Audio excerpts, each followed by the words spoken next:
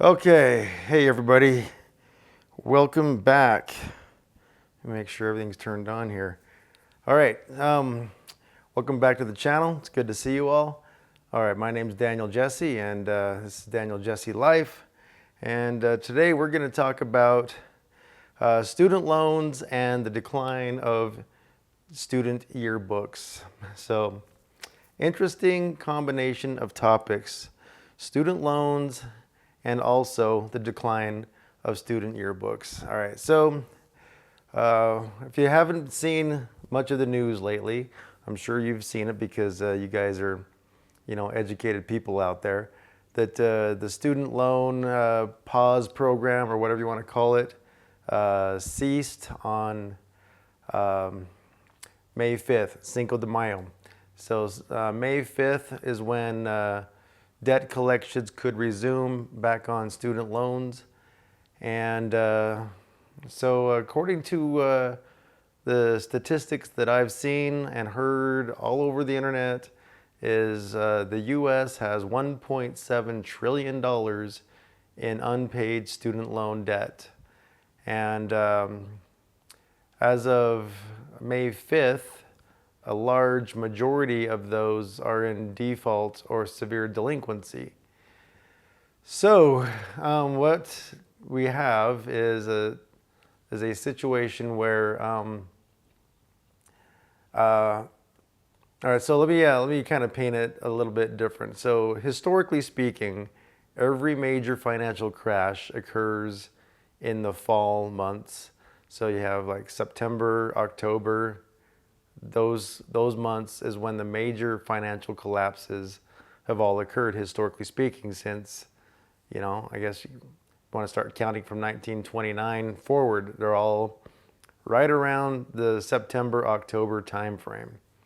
And what we're setting ourselves up for right now, in my opinion, is so with debt collections began on May 5th for student loans.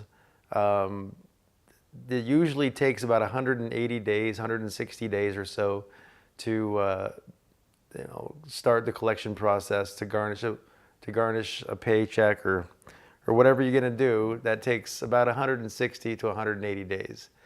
And that time will be, that time frame will be up sometime in August.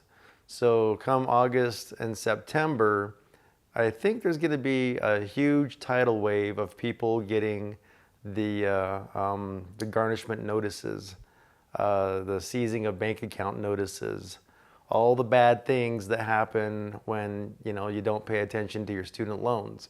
So all that bad stuff will come to fruition right around late August, September-ish is when the crap's going to hit the fan with the student loans.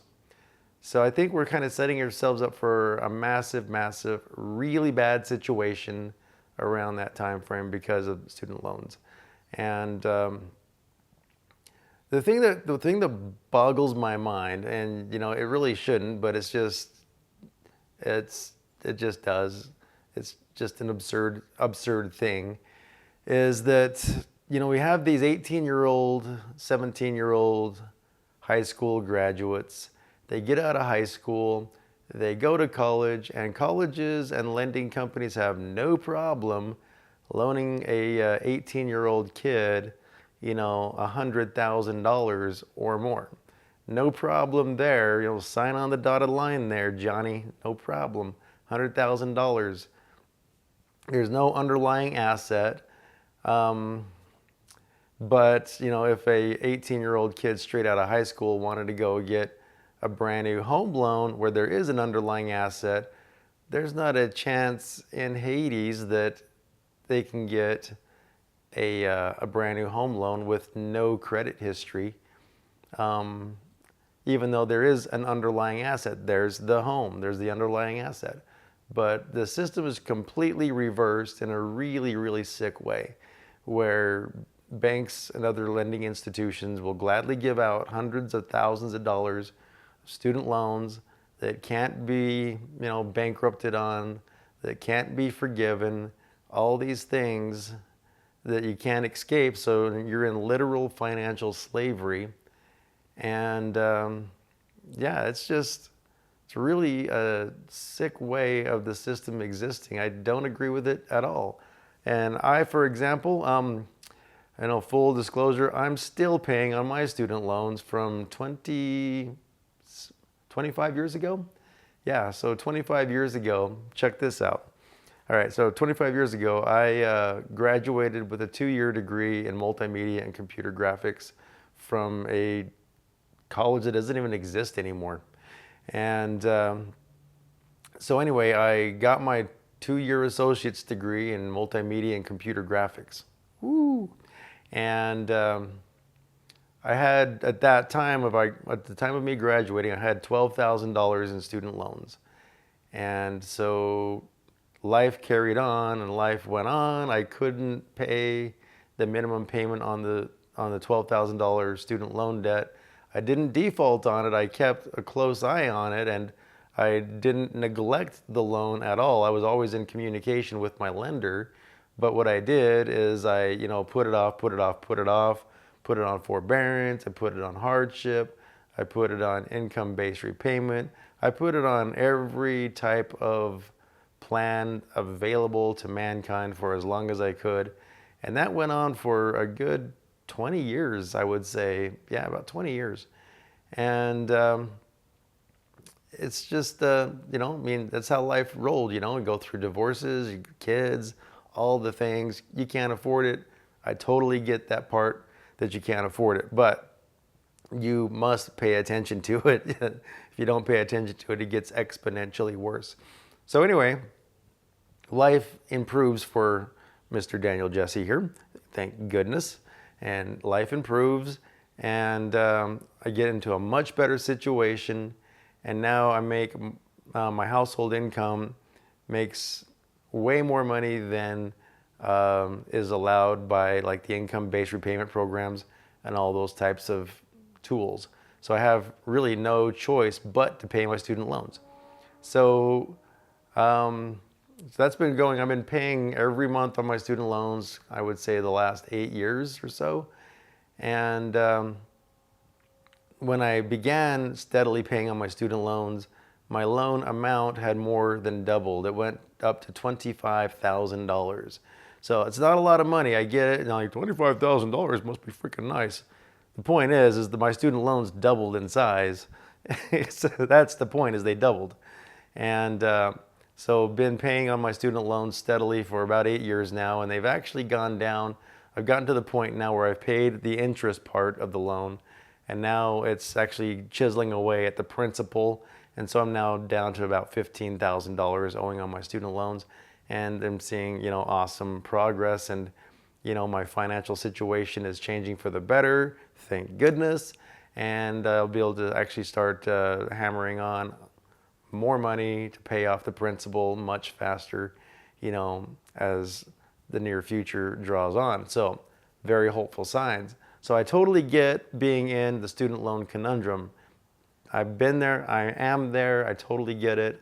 I do not condone nor agree with these knuckleheads out there that are just like, I'm not gonna pay my student loans. I'm just gonna, one finger and a fist to the man. Like, no, I'm not gonna pay my student loans. Like, bro, you signed on the dotted line. You took those loans out.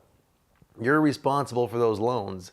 And so I totally do not agree with student loan forgiveness or anything like that, because of the millions of people who actually did sacrifice, did planning, did whatever it took to get themselves out of these student loans and to better their lives. So I'm on that side of the equation, because I was that person that doubled their student loans because of neglect.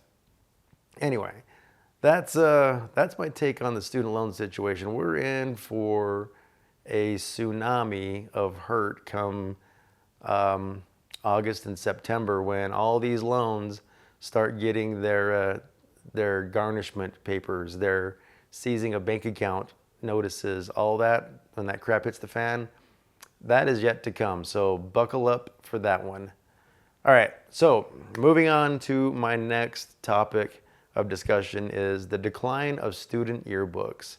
And what do I mean by that? All right, so my day job, I've mentioned before, is I am a high school substitute teacher. So I am basically assigned to a single high school, and I teach all the classes as needed in the high school. I don't actually teach the classes because the curriculum is already set. I basically read the instructions to the students. They go on to their Canvas applications and their Chromebooks and act like they're going to do their work, whatever. That's a different story altogether. But anyway, so I'm the designated adult in the class. Let's put it that way. Not sure if that's a good thing or a bad thing, but the kids and I, we all love it. It's great. It's a good time. Anyway, so we got our annual yearbooks today, and looking through the yearbook and everything, I'm noticing the thing that doesn't exist in the yearbooks anymore, and I've noticed this trend for the last few years that I've gotten yearbooks from this school, is they really don't depict student life anymore in the yearbooks like they used to do. There's no, like, photographs and stories of hallway shenanigans or, cafeteria stuff and things. There's really no, there's no showing, oh, my battery's gonna die. Hang on, guys. All right, so back to what I was saying about the decline of student yearbooks. So they don't show the student life like they used to anymore. So one of the things I like to do in my downtime when I'm working at this high school is some classes will have old volumes of the student yearbooks. And so I'll go through the old volumes of the student yearbooks, and it's very fascinating to go through these things because you could tell so much about the life that the kids lived back in that day. And I mean, this school is over 100 years old, and so these yearbooks go back a long time. And it's really fascinating in so many different ways. The yearbooks are kind of like, miniature time capsules. Is probably the best example to compare them to, is little miniature time capsules that captures exactly what life was like in that time period. So you can tell, what kinds of cars they drove, what kind of office equipment they had access to, what kind of telephone communication devices.